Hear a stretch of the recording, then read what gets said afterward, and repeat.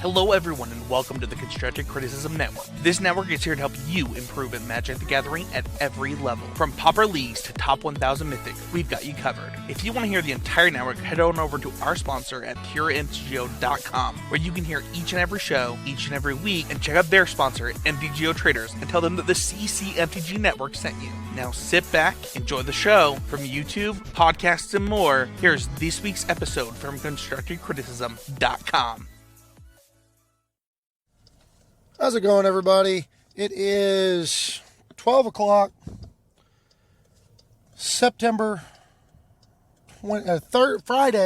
September 25th, 2020, and it's time for this week's edition of the Homeward Path. And if you don't know what the Homeward Path is, then I've got some questions for you. Are you a fan of Magic the Gathering? Obviously so, I guess, since you're here, right? But is there something in your everyday life that takes precedence over Magic? Something like a partner, children, grueling job or career, any combination of those things. Are you still doing your best to improve at Magic despite all these outside distractions? Well, if that's the case, then I guess I don't have to worry about your sideboard plan because you don't have any hate for me. So, together, let's look at the 3 B's of self-improvement in this situation in Magic: budgeting, brewing, and breaking bad habits. But first, let's get the shilling out of the way so I can continue improving this show.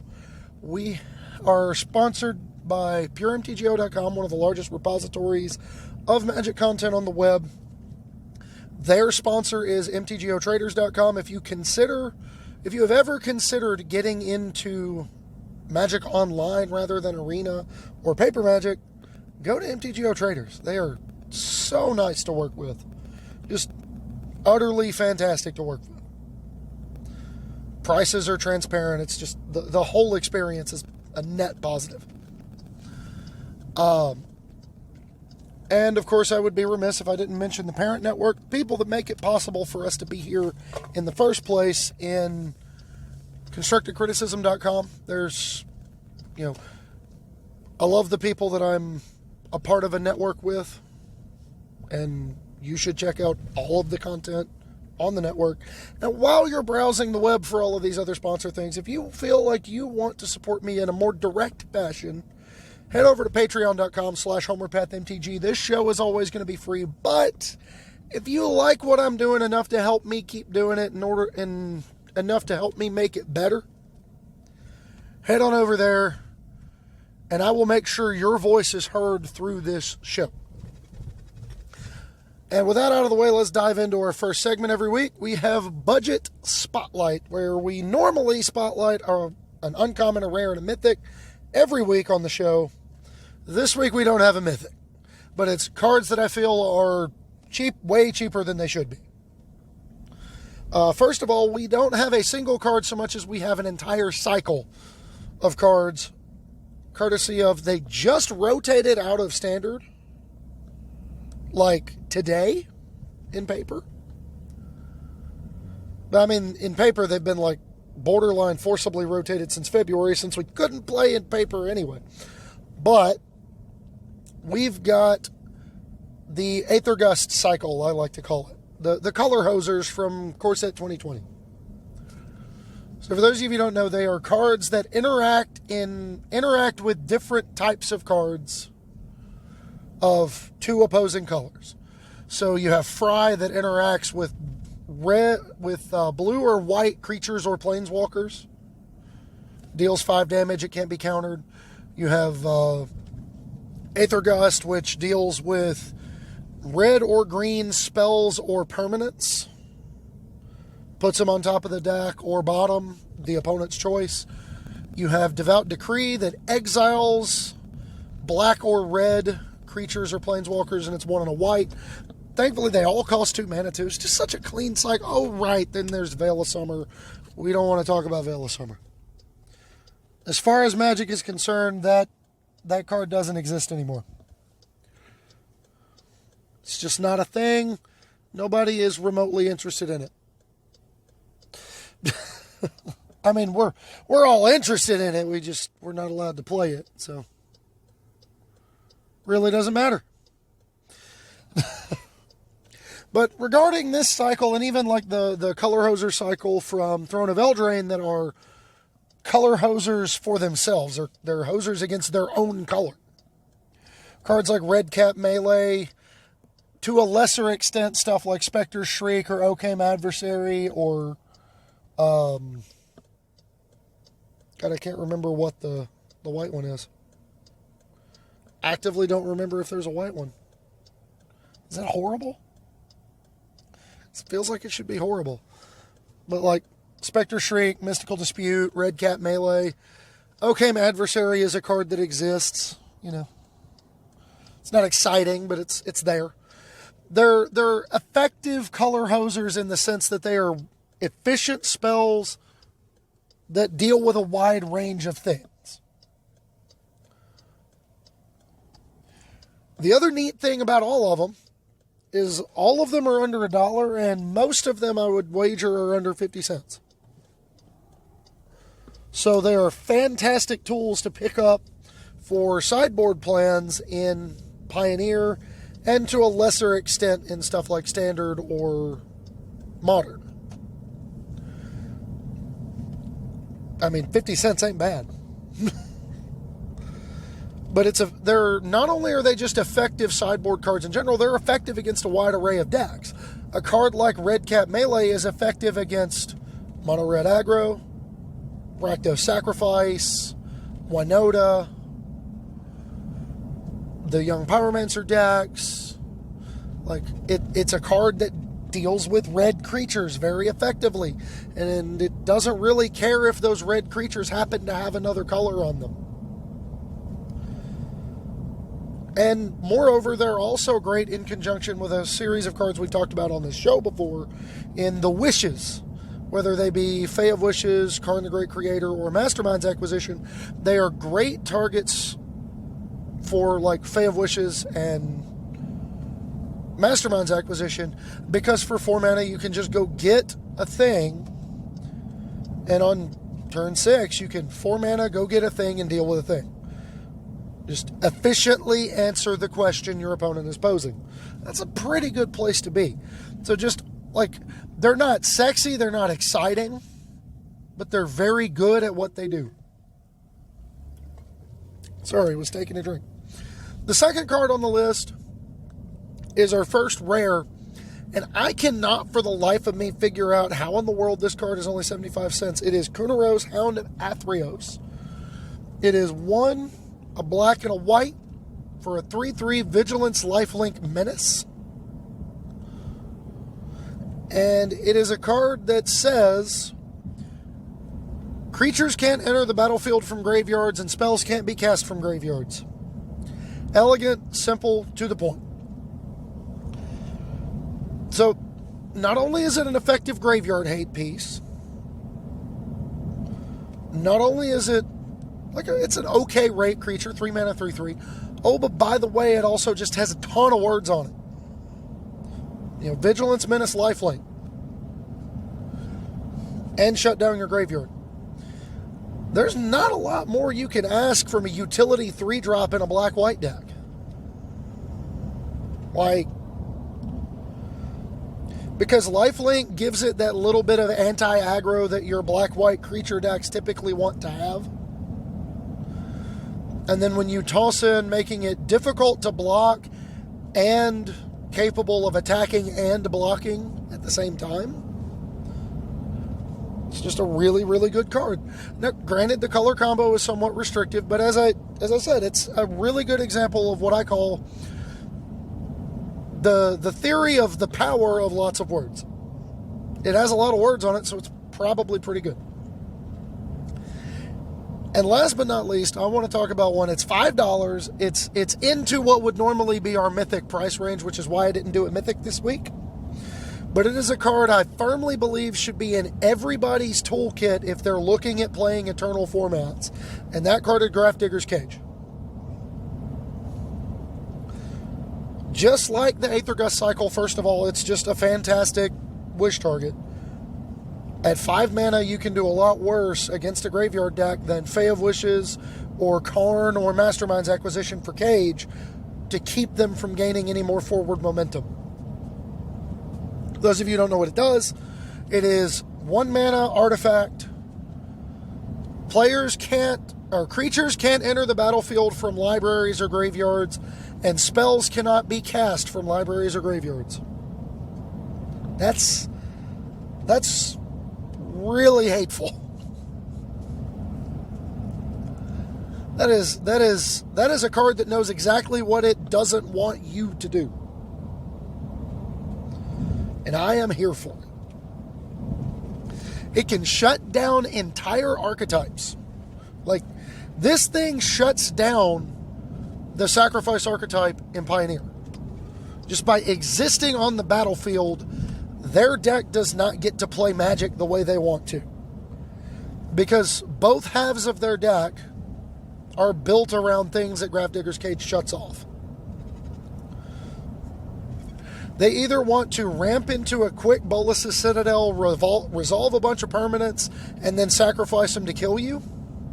Or they want to start looping Cauldron Familiar through Witch's Oven with Mayhem Devil on the battlefield and generate a bunch of sacrifice triggers.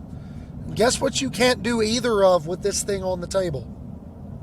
It's those things.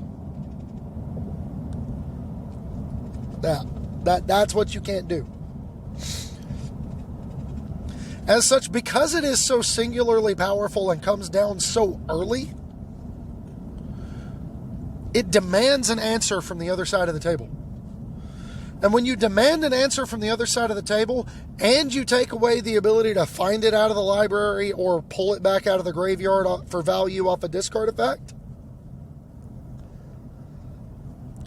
you force your opponents to play cards like Reclamation Sage. You force your opponents to play cards like Smash to Smithereens. You force them to play cards that are worse than the cards they would otherwise be playing because they have to be able to deal with this thing. They have to blow this up or they don't get to play Magic. And then if the format constraints dictate it, this card's good in the main deck too. I would argue one of the best places to be on a budget if you're looking to get into Historic and to a lesser extent Pioneer. Mono blue tempo with main deck Cage doesn't sound horrible. First of all, it gives you 4 cards that are really easy to slot out when the card's not applicable to the matchup. But moreover, you look at those formats.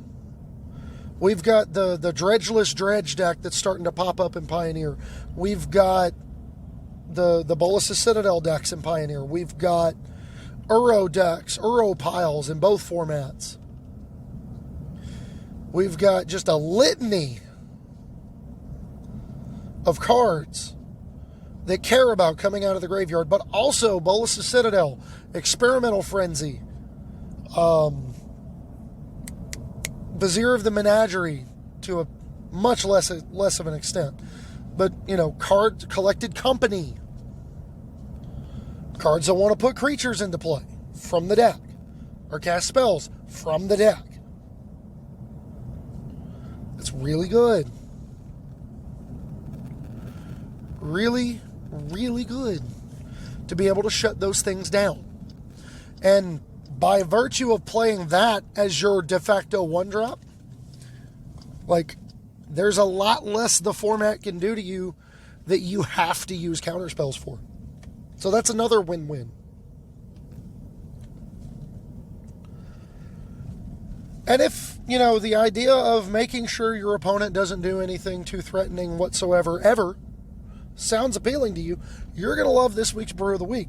Brew of the Week is where I either highlight a deck that spotlights what I'm looking at for the budget spotlight in the main segment, or we take a look at a patron's deck. Now, this week it's one that fits with the other two things.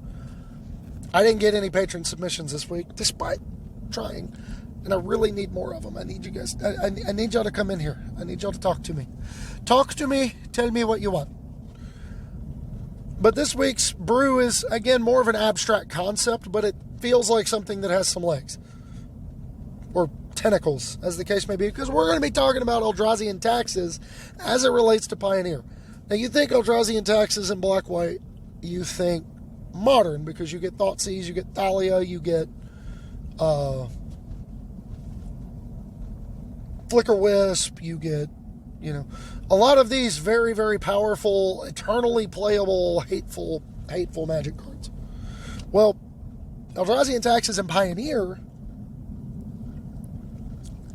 is a little bit of a different animal, or tentacle monster.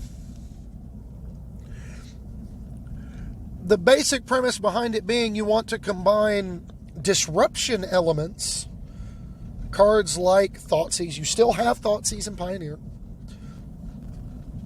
but even cards like Kitesail Freebooter, the kind of mopey seeming 2-drop creatures that disrupt your opponent's plan. Those are pretty good here. Those are solid Magic cards here.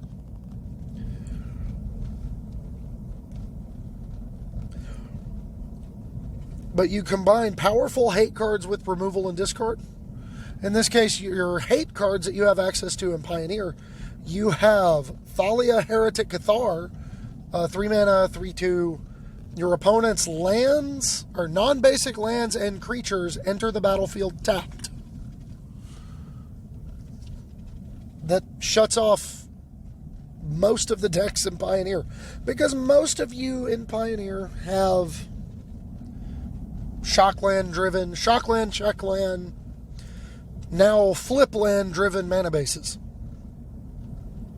None of those are basics. So forcing you on your fundamental turns, your turn 4, turn 5, to take time off is really valuable.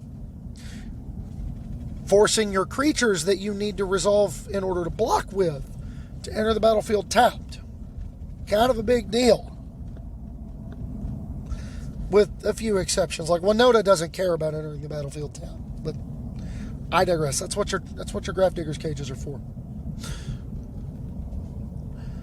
You can also sideboard from a more generalized build like you would normally have in the main deck to a much more specialized build and really just tighten the screws down on them.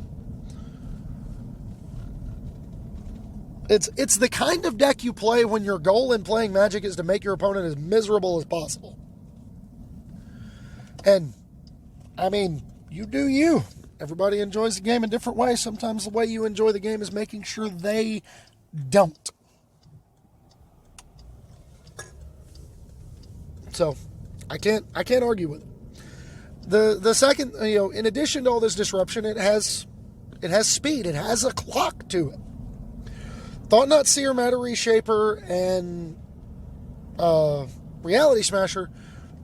I mean, what else is there to say about the Eldrazi Stompy terrorizing threesome? That doesn't roll off the tongue right. But they're a really good top end. Smasher, after you disrupt them on 1, disrupt them on 2. Reshaper, Thought Not, disrupt him again. Smasher, get to work. Let's just get this thing over with. And then you have access to powerful sideboard threats because you're in the right colors. You're playing black and white. Whether it's Kunaros or Baneslayer Angel / Lyra Dawnbringer or, any of a number, Gideon of the Trials, Gideon Blackblade, whatever. Any of a litany of powerful sideboard threats you can get into to help slam the door against aggro decks where your core strategy of disruption is maybe not as good. And then you get value. Because Eldrazi Displacer combos brilliantly with a card like Kitesail Freebooter, or obviously Thought Not Seer. You can shut off your own Kunaros during your turn. Put an ability on the stack and then blink your Kunaros in response. I guess it wouldn't do that. That doesn't work. I don't know what I'm talking about. Because Displacer returns it immediately. There is no window. Don't ignore that last part. But Eldrazi Displacer can Also, in addition to being able to like give your opponent back a card that doesn't matter anymore while taking one that does, you know, in their draw step, while being able to, you know, thought knot them repeatedly, being able to blink to save your creature from removal, being able to blink to tap down theirs that they were planning to block with. It's just got a lot of value strapped to it. And then by virtue of the need for colorless sources, you need to have enough colorless specific sources, you end up getting a lot of spell lands in your deck that you otherwise wouldn't. A really good example, like, obviously you're going to play Caves of Koilos, but there's also some other ones you gain access to. You get access to If Near Dead lands.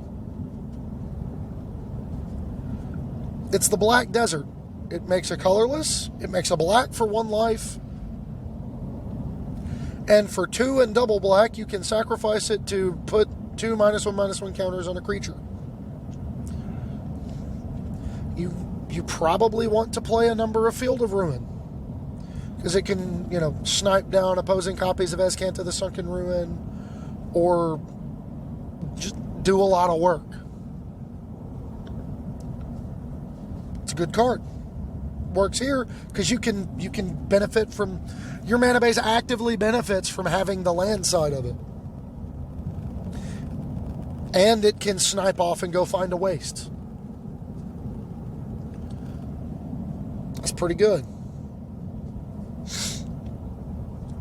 So overall, like, it's the kind of deck that is going to reward format mastery. You're gonna want to have it built correctly. But it's the kind of deck that really can go a long way in a format like Pioneer that is kind of wide open. If you can just dictate, like, the kinds of things nobody's allowed to do. You're dictating the terms of engagement. Now your opponent's forced to play your game. And if they're not, then they're probably going to win. But when we're talking about hate cards, that's what I wanted to talk about for our main topic this week. What makes a good hate card? For me, all good hate cards are 3 things. Cheap, and I don't just mean dollar amount, I mean mana cost. Because if your hate card costs too much mana, you will not get to cast it before you die. The damage can already be done before that card comes down. It needs to be versatile, applicable to a wide array of matchups, shut off a fundamental resource rather than just trade card for card repeatedly, and it needs to be as asymmetric as possible. When you reach for a hate card, you don't want it to hurt you too. Like, you're not going to play Grafdigger's Cage in the sideboard of your Winota deck. It's a bad idea. But you might play Leyline of the Void, because that doesn't do anything to you. You might play Rest in Peace, because that doesn't do anything to you.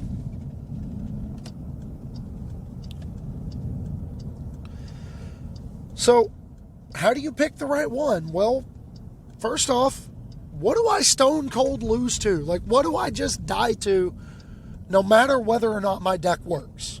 That's the first question you got to ask. Because if you don't know what you have to beat, you can't hate it out. It's important to be honest in this evaluation. You cannot, as a Rakdos Pyromancer player in Modern, you cannot expect to beat Affinity because you're playing Kolaghan's Command. I'm sorry. I know it's a 2-for-1, and it's cute, and it does a lot of stuff your deck likes. You know, it's an instant.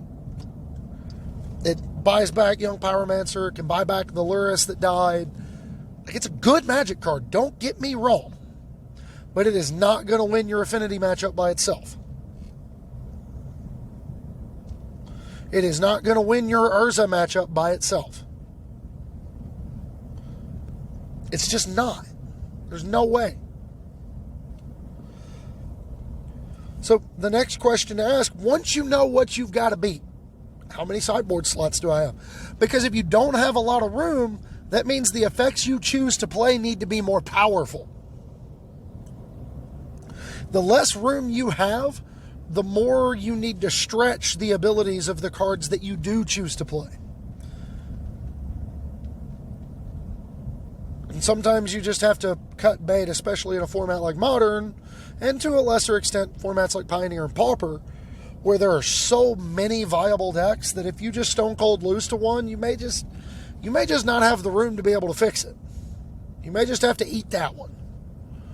But by and large, the first two questions are what you need to ask yourself. What do I lose to, and how much room do I have to try to fix it?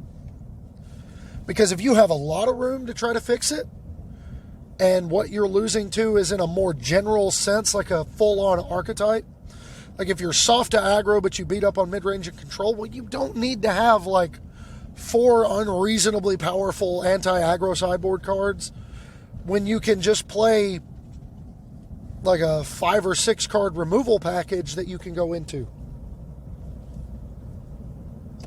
that helps shore up the problems you're having. Maybe a life gain threat or two to help slam the door that also have a little bit of range. But like when it comes to choosing the right hate cards, like losing to aggro is not the same as losing to dredge. Losing to dredge means your removal's bad anyway, because you kill their creature and then they play a land and all of them come back. You need graveyard hate, you need cage, you need whatever. You don't need Kolagon's command for dredge. That doesn't fix your dredge matchup. You need cage, you need leyline, you've got to shut the graveyard down. And when you start looking at it through the context of the format, there's quite a few graveyard decks, so 4 leylines makes sense. The last question to ask, and most important, does this weaken my deck? The better way to ask that question is, how many main deck slots do I have? How many flex slots do I have in my main deck?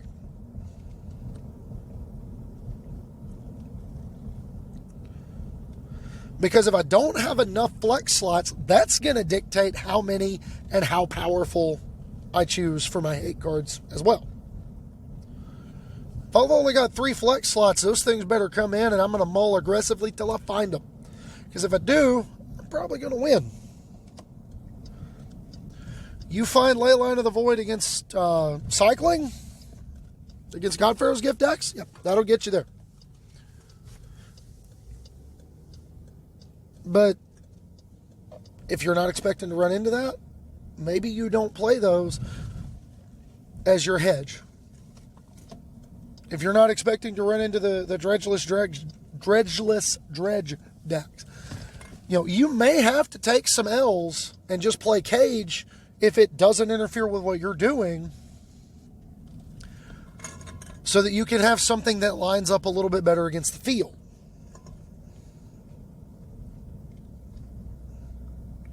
Because it can shut off a wider array of things. You get more mileage out of your slots.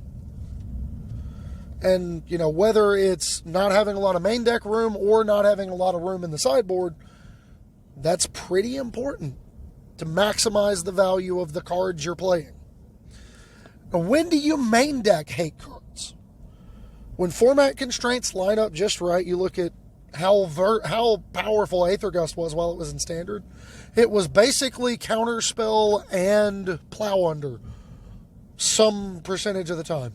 Like, it was so good, because the best things to be doing in Standard the whole time it was in Standard were red or green in some capacity. Or when you have other synergy to prop up your fail state. You look at a card like Spreading Seas in Modern. That is a mana denial. That is a mana fixing hate card. But when you play Merfolk, you're totally fine playing a mana fixing hate card that also makes all your creatures unblockable. You look at Meddling Mage and Thalia in Humans.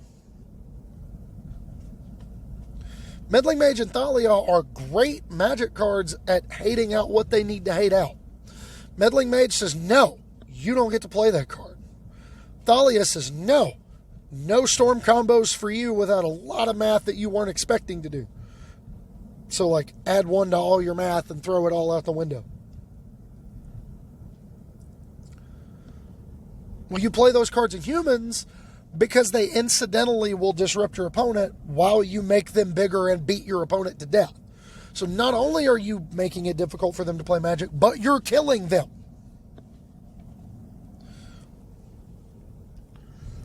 And then like a card like Scavenging Ooze in your green-black X mid-range decks in Pioneer, or even to a lesser extent now Standard. Like green-black X, you really want to put a bunch of stuff in their graveyard little by little. 1 or 2 cards at a time.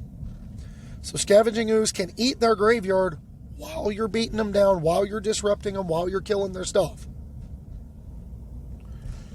And then when you don't have better options in a format that is thoroughly under the thumb of an oppressor.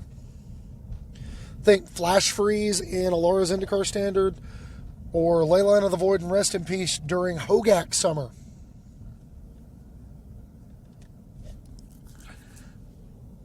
Sometimes you don't have a better option.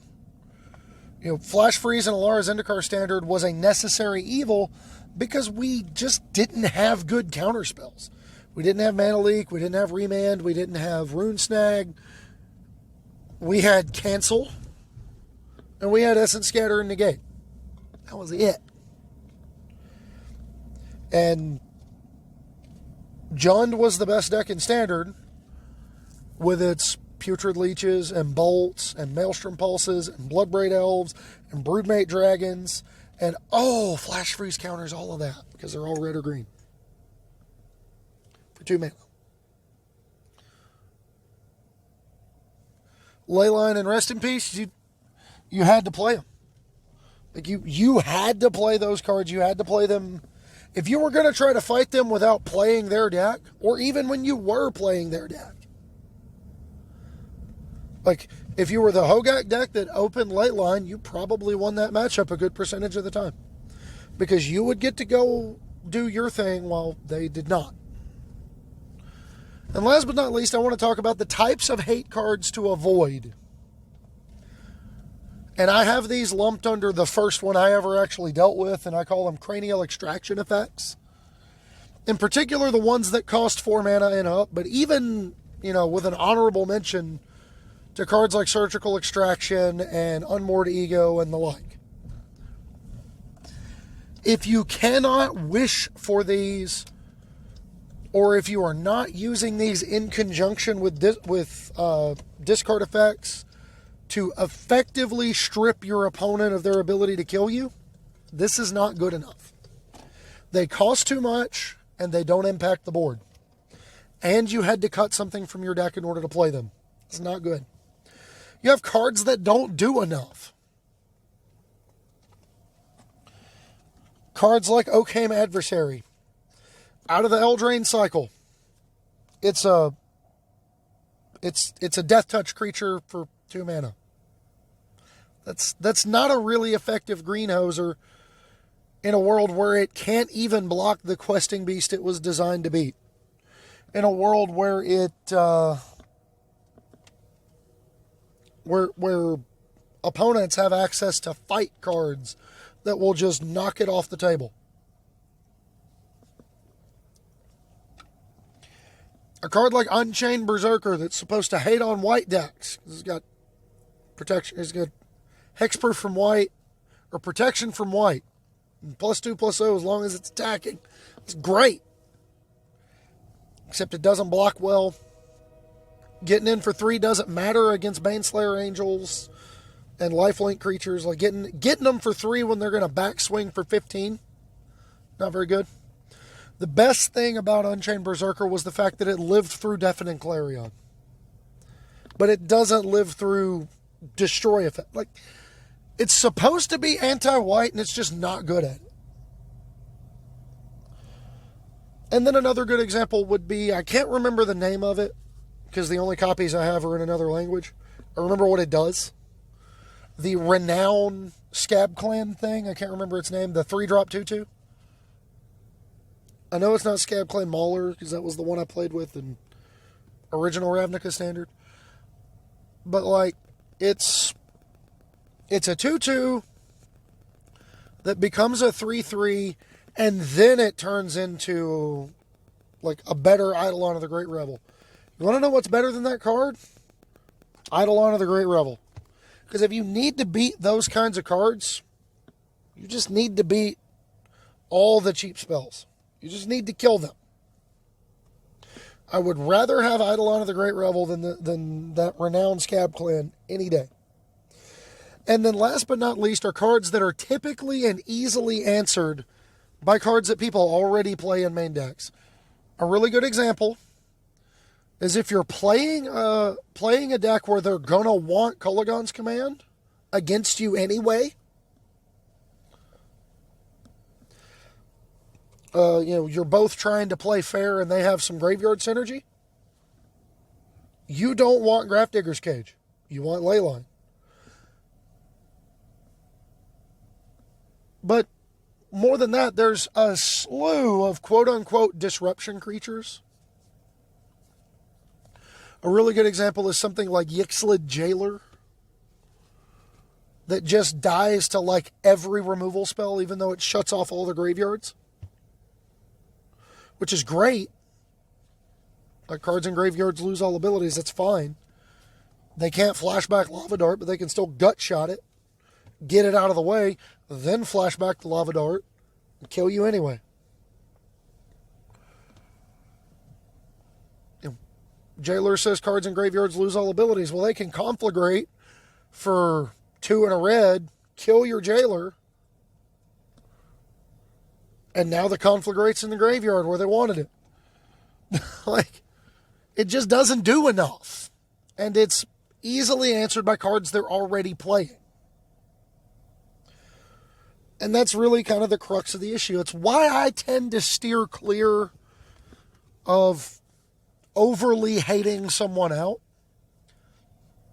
But if a particular matchup's giving you trouble, or if the format you're playing in, whether it's the position on the ladder, the particular MTGO leagues you've been running into, or just your local metagame, is getting a little bit too inbred, you're starting to see a whole lot of the same thing, you can do a lot worse than just telling everybody, no, that's not what this game is going to be about. And with that, you can find me on Twitter at HomewardPathMTG. You can find me on Facebook. My name is Adam Spain. My Facebook page has been becoming increasingly political, and I do not apologize for that.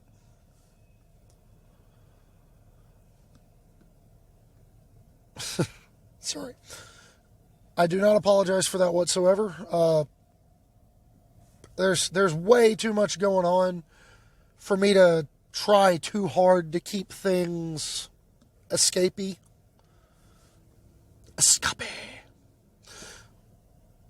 But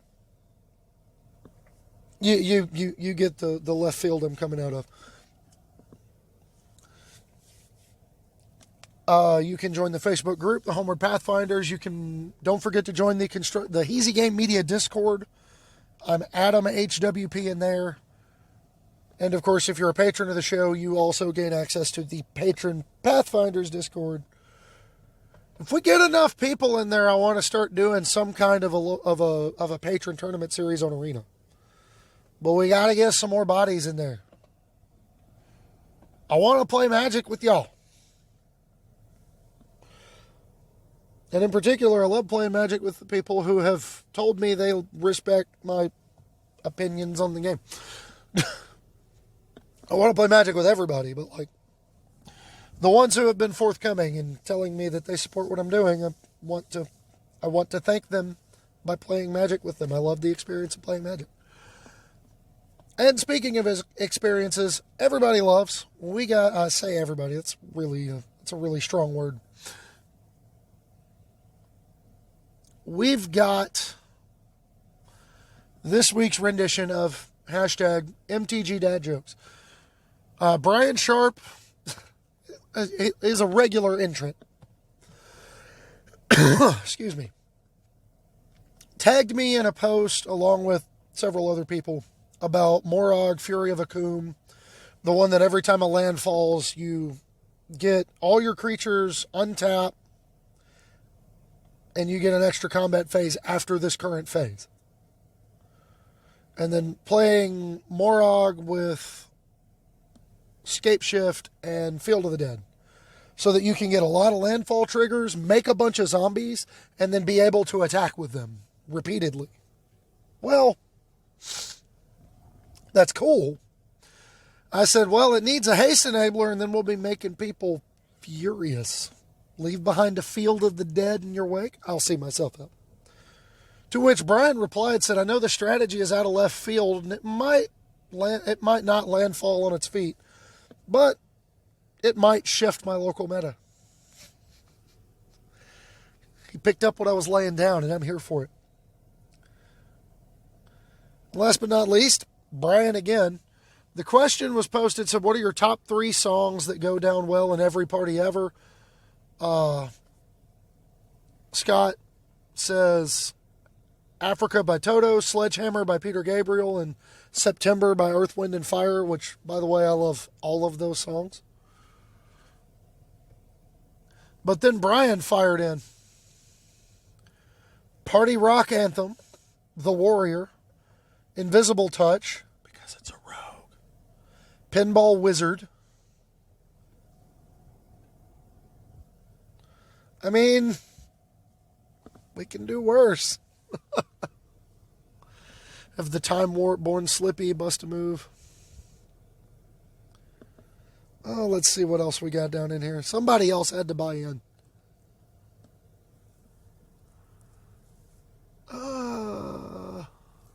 Come on, somebody. Somebody really needs to give me the... somebody needs to give me a cleric one, because I couldn't find one. Which is actually not all that different than trying to find a cleric for your adventuring party on basically every game that asks about it. Anyway, that's all I got for this week, everybody. Thanks again for listening. I hope you enjoyed it. We'll be back next week. I'm not dead sure what we're going to talk about, but in breaking with my more recent traditions, I have a different message at the end of this episode from now until November 3rd.